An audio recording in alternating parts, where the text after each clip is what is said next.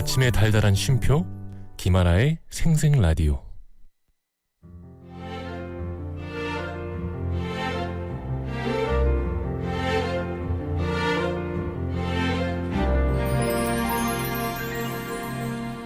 저기요. 네? 마음 듣고 갈래요? 마음이요? 너무 좋아요.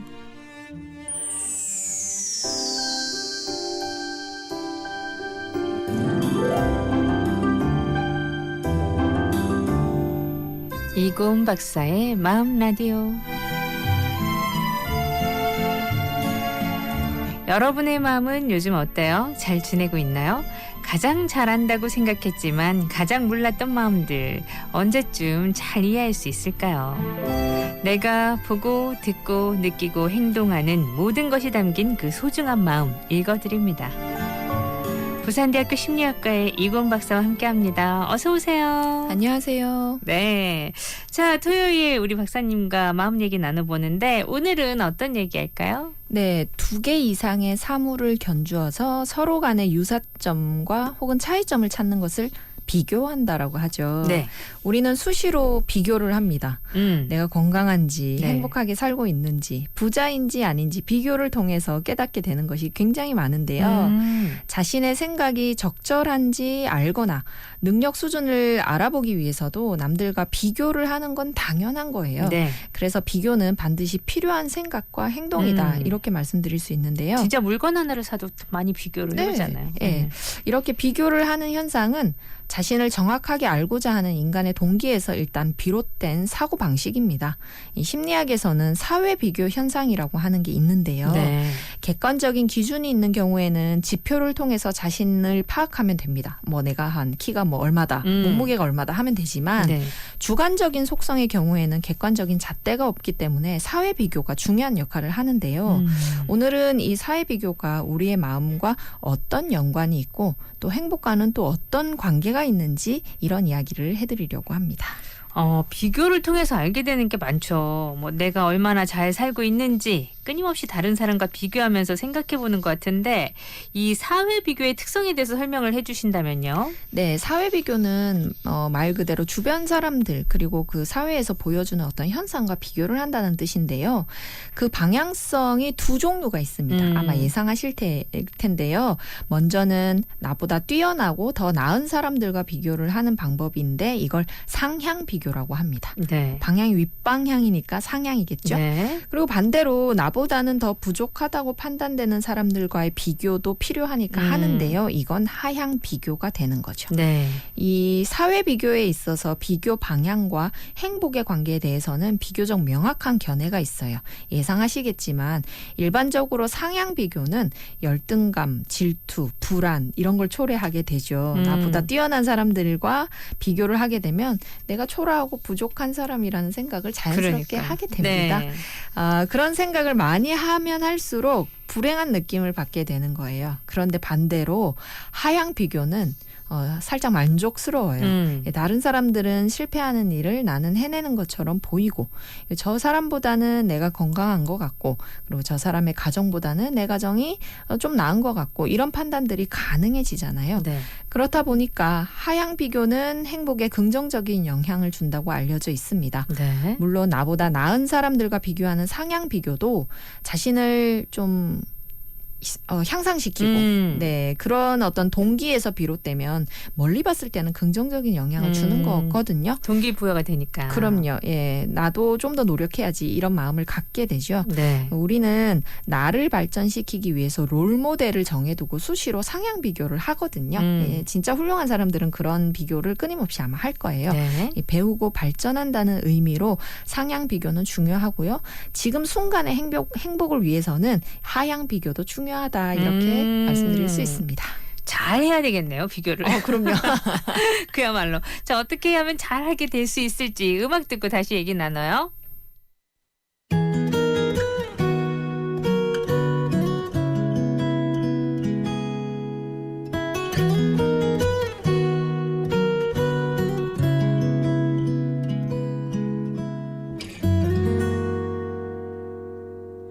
비교할 수 없는 사람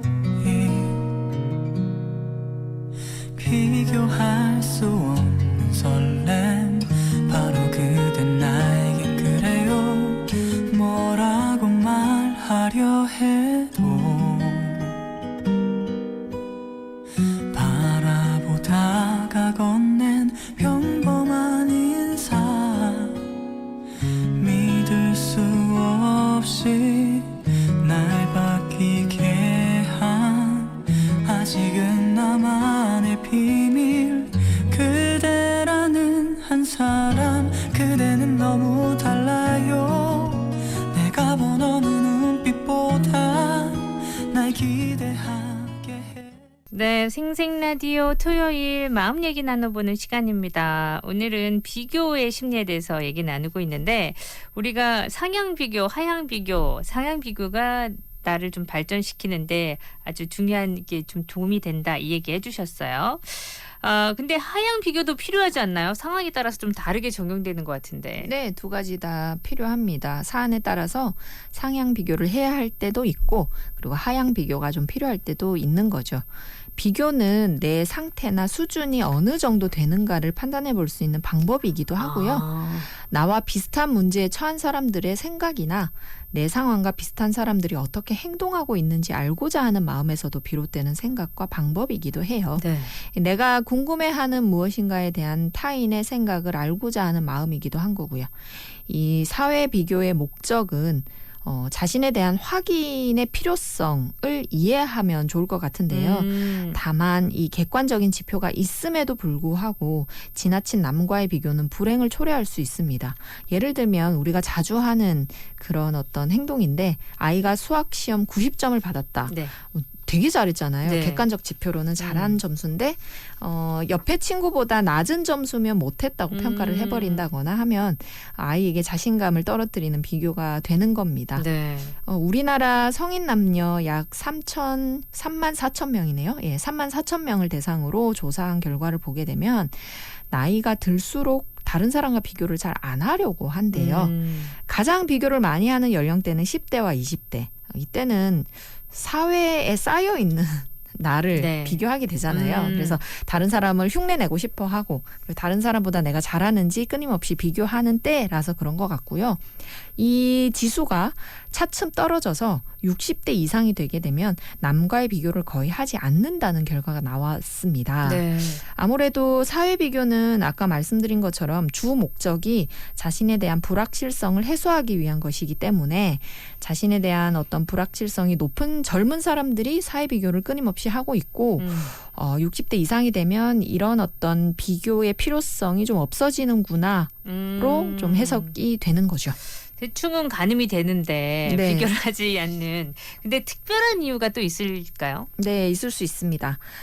비교를 하지 않게 되는, 나이가 들수록 비교를 하지 않게 되는 다양한 이유가 있을 수 있지만 우선 해볼 수 있는 해석은 나이가 들수록 자신이 어떤 사람인지에 대한 생각이 좀 깊어졌기 때문에 네. 굳이 사회 비교를 통해서 내가 어떤 사람인지를 찾으려고 하는 그 노력이 더 이상 없기 때문일 수 있겠죠. 네. 그리고 살면서 늘 했던 생각이 내가 어떤 사람인지, 어떻게 사는 사람인지, 그리고 어떻게 살아온 사람인지에 대한 생각일 테고 그렇다 보니 이제는 마음이 꽤 굳어진 것으로 보입니다. 나도 좀 확인이 됐고.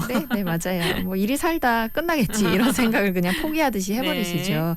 이 굳어진 생각은 굳이 남과 비교해서 평가나 인정이 필요한 것도 아니고 그런 생각들이 필요하지 않다고 또 이끌고요. 그렇다 보니 타인과의 비교가 무의미하다라고 할 수 있습니다. 네. 그리고 또 하나의 해석은 나이가 들어갈수록 비교할 수 있는 대상 자체가 좀 줄어든다. 이것도 하나의 이유가 될 수 있어요. 나이가 들수록 사회 관계망의 크기는 줄어들기 마련이거든요. 네. 이 노년층에 접어들수록 소수의 굉장히 친밀한 사람들만 만나게 되고 또 실제로 그렇게 되기도 한다고 하죠. 새로운 사람들을 만나고 주변을 넓혀가는 것에는 굉장히 소극적입니다. 그렇게 사회적인 어떤 관계망을 자발적으로 축소하기 때문에 사회 비교의 대상이 줄어들기도 하고요. 나이가 들면 자연스럽게 불가항력적으로 주변의 사람들의 숫자가 줄어들게 되는 거예요. 네. 그렇게 관계망이 줄어드니까 사회 비교의 빈도 역시 자연스럽게 적어질 수밖에 없다고 해석이 됩니다. 이렇게도 또 해석을 할 수가 있네요. 자, 이쯤에서 퀴즈 하나 주시죠. 네. 정도가 고만고만한 사람들끼리 서로 다투거나 비슷해 견주어 볼 필요가 없을 때 이 속담을 쓰는데요. 이것 키재기라는 말을 하죠. 그때 이것은 무엇일까요? 자, 보기도 있어요. 네, 1번 도토리, 네. 2번 아몬드. 자, 무슨 키재기라고 하나요? 속담. 오랜만에 이제 속담 얘기 또 나왔네요. 1번 도토리, 2번 아몬드. 샵 2302 건당 50원, 긴 문자 100원. 정답 주세요. Love is so sweet, 사르르 녹아 like this. Just bite it, baby, just bite it. 궁금하잖아, 난 못 참고 attention. 마주치는 눈, 망설이는 사이. 또 슬쩍 맛본 텐션, 그 달콤한 꿈. Let's go. 예쁘게 쌓여진 설렘이 달아올라. 지루울 만큼 한 걸음 가까이 다가가 마음이 다 녹아내릴지 몰라. Taste of something so sweet on the tip of your tongue. I'm set like chocolate. 채울수록 갈피 담근 마음을 전부 줄게 chocolate.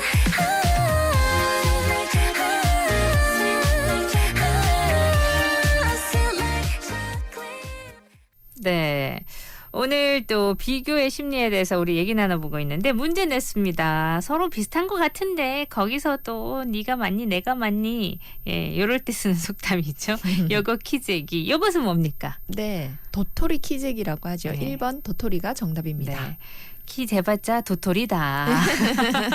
거기서 거기다 이 도토리 말이겠죠. 무시해? 도토리 키재기. 도토리 정답이었어요. 저희는 4부 가서 더 많은 얘기 나눠보도록 할게요.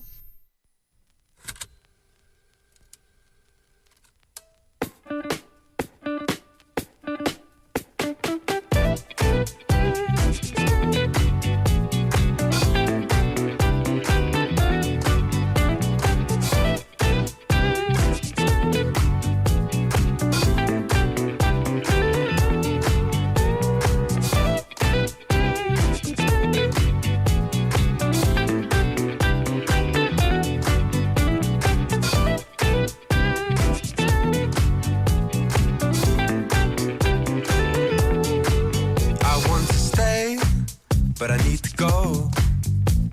I want to be the best for you, but I just don't know what to do. 'Cause baby, yes, I've cried for you. The time that we have spent together, riding through this English weather. And as the pressure builds, so does the tension between you and me.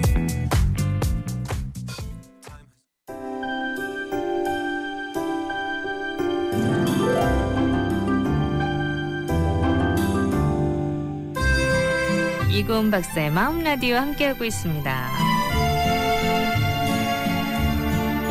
자, 비교. 우리는 그 비교한다 그러면 일단 기분부터 나빠지잖아요. 좋은 비교보다 나쁜 비교를 많이 당했기 때문에. 네, 맞아요. 엄친아도 있고. 네. 엄마 친구 애들은 다 잘해. 예.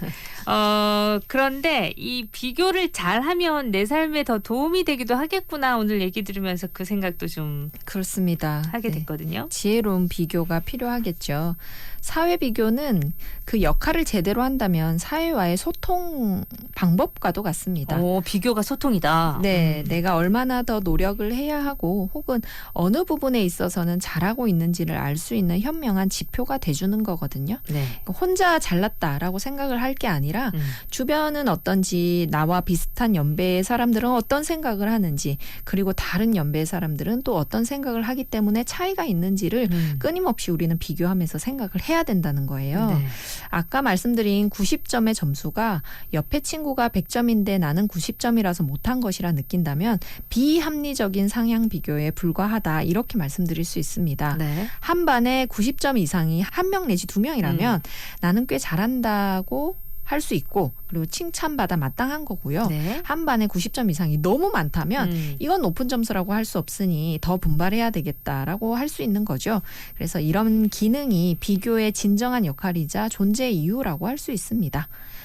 비교를 통해서 동기부여를 한다든지 긍정적인 자극을 받는 것은 새로운 방법인데요. 네. 하지만 비교가 내 삶에 있어서 유용한 지점을 넘어버려서 불행과 끊임없는 열등감 그리고 좌절만 가져다 준다면 비교의 효용은 없는 것과 다름이 없겠죠.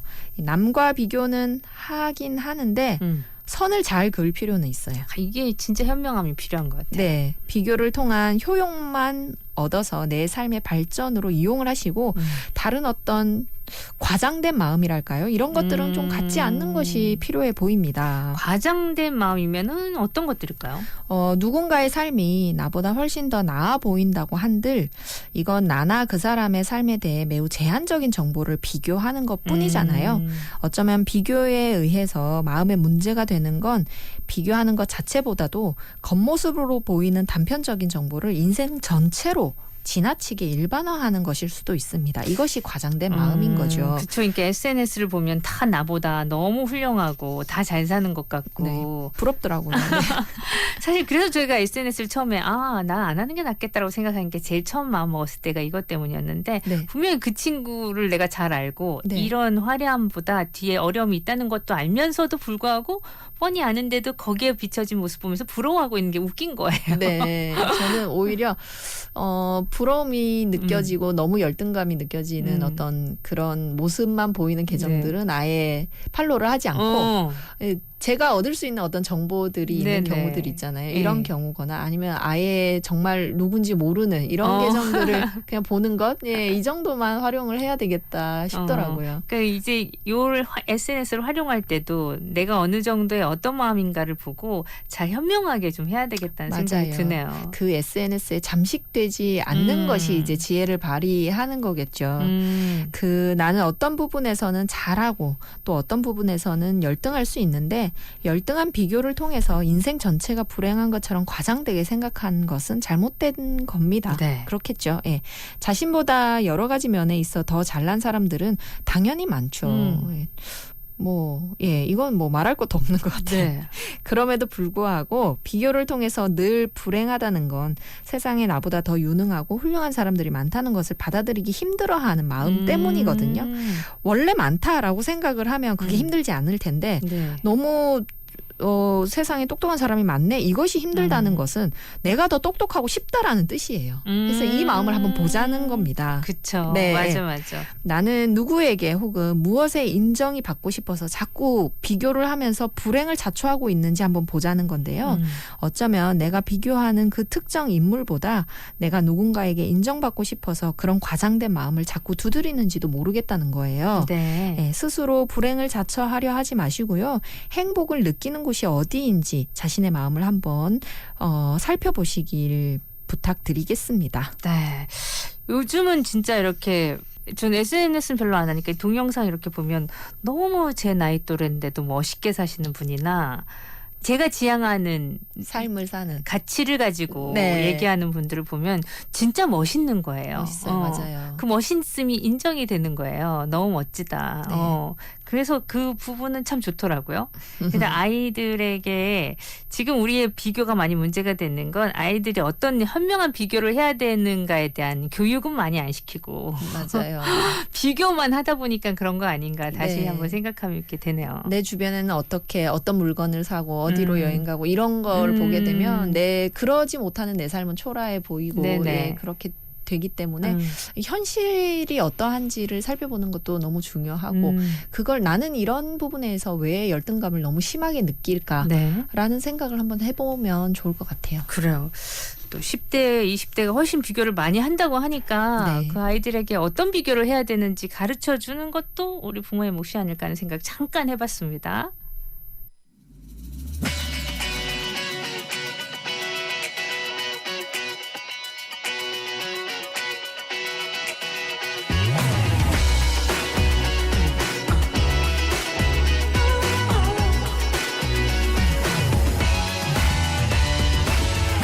가끔은 벤치 따위에 누워 하루만 잠들었다가 깨면 모든 것이 내게 사라진 채로 거리를 걷고 싶어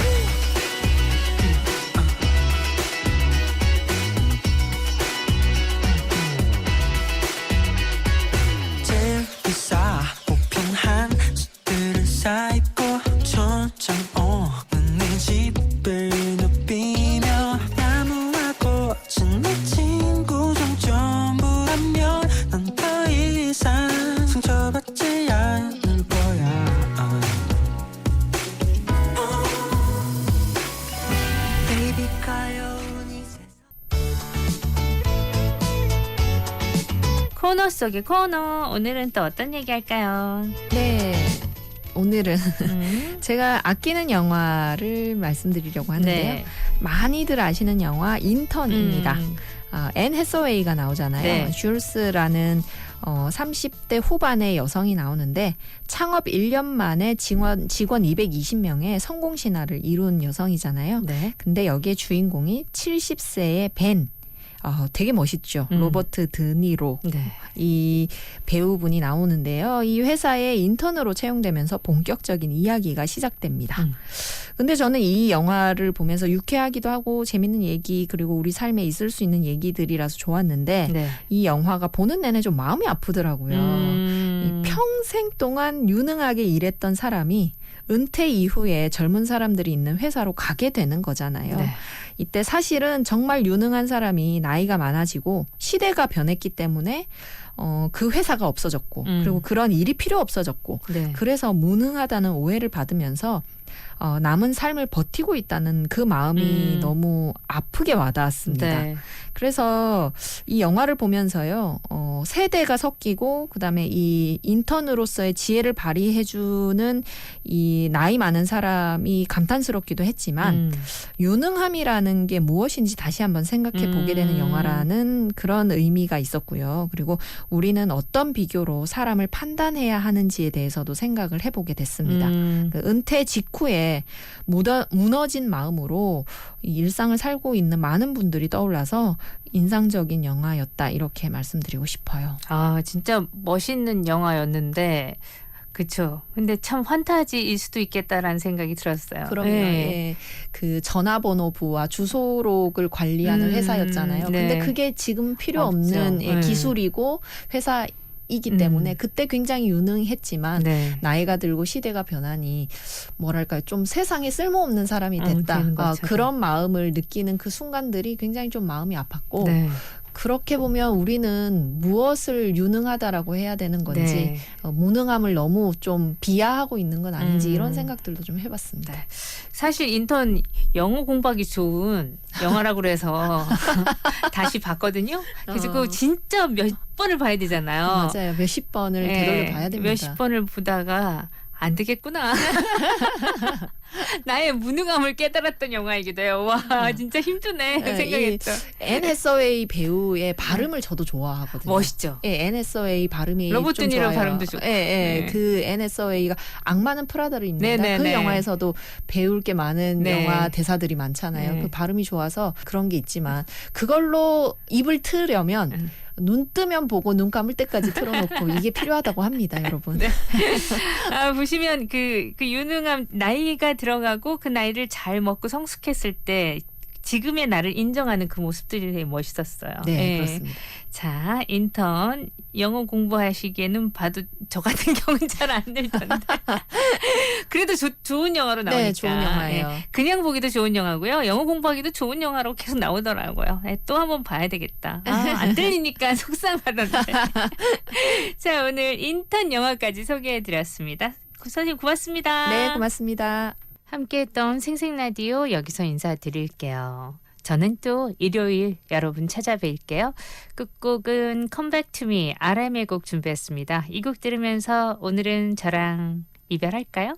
구성함 인정 연출 최인한 저 김아라였습니다. 내일 봬요 여러분.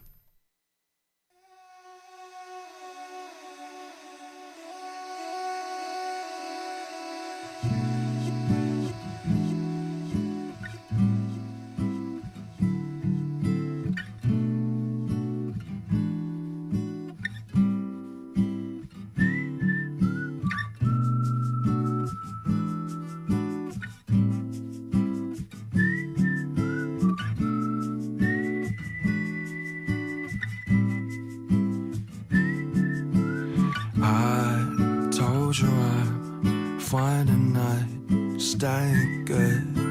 Spring's always been here. I will sleep in her eyes. Come back to me like you used to do. Be what you be. I will roll you to moon. I forgot the hour. I don't wanna know about the hour. I forgot the shower. 세수할 시간도 아까워.